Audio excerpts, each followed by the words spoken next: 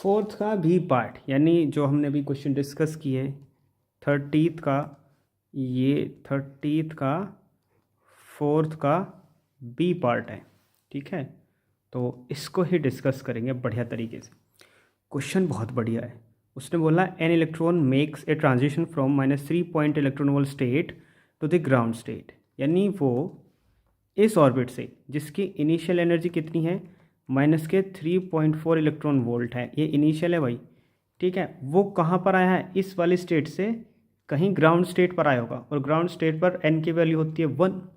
तो हमको ये पहले पता करना पड़ेगा कि ये जो इलेक्ट्रॉन है इस समय कौन सी ऑर्बिट के अंदर है, ठीक है।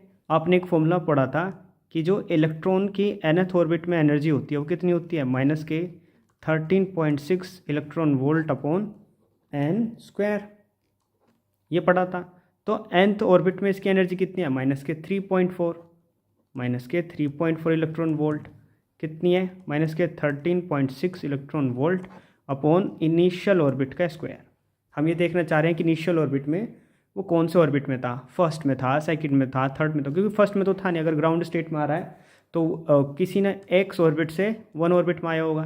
तो देखता हूँ वो एक्स ऑर्बिट कौन सा है, तो माइनस से पहले तो माइनस खत्म, तो एन आई का square equals to 13.6 divided by 3.4। जल्दी बताओ, ये 4 टाइम्स जाएगा, तो एन आई की वैल्यू कितनी आएगी, सेकेंड ऑर्बिट।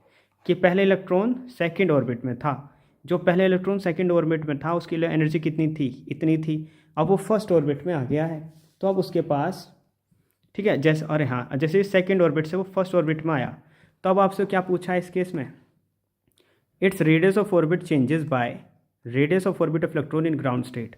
ग्राउंड स्टेट में उस इलेक्ट्रॉन की रेडियस ऑफ क्या थी वो बताना है हमको। मैंने आपको एक रिलेशन, अगर आपको याद हो, अगर आपको इलेक्ट्रॉन की किसी भी ऑर्बिट के अंदर रेडिएशन निकालनी थी, एक फॉर्मूला लिखाया था r nought into n square.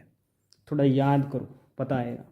आपको क्या पूछा है, वो सेकंड ऑर्बिट में पूछा है, कितने, सेकंड ऑर्बिट से जो वो फर्स्ट ऑर्बिट में जंप किया है तब उसकी रेडियस में कितना चेंज है उसने ये पूछा है। तो पहले R2 के लिए निकालते हैं कि पहले इलेक्ट्रॉन कौन सी ऑर्बिट में था, सेकंड ऑर्बिट में था, तो R नोड इंटू 2 का स्क्वायर, तो 4 इंटू आर नोड हो गया। जब इलेक्ट्रॉन फर्स्ट ऑर्बिट में आया होगा तब उसकी रेडियस कितनी रही होगी, तो R1 आर नोड, बस आर नोड, ठीक है।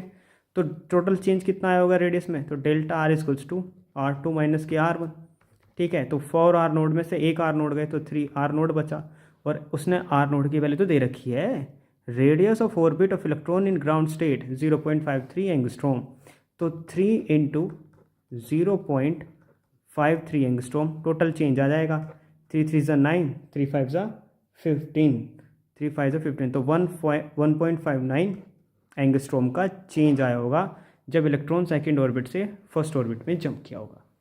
बोलो समझ में आया या नहीं, था नहीं बढ़िया क्वेश्चन, ये तो बढ़िया क्वेश्चन था, बहुत ही ज़्यादा, ये तो बढ़िया था, समझ रहे हो। चलो नेक्स्ट क्वेश्चन डिस्कस करते हैं भाई।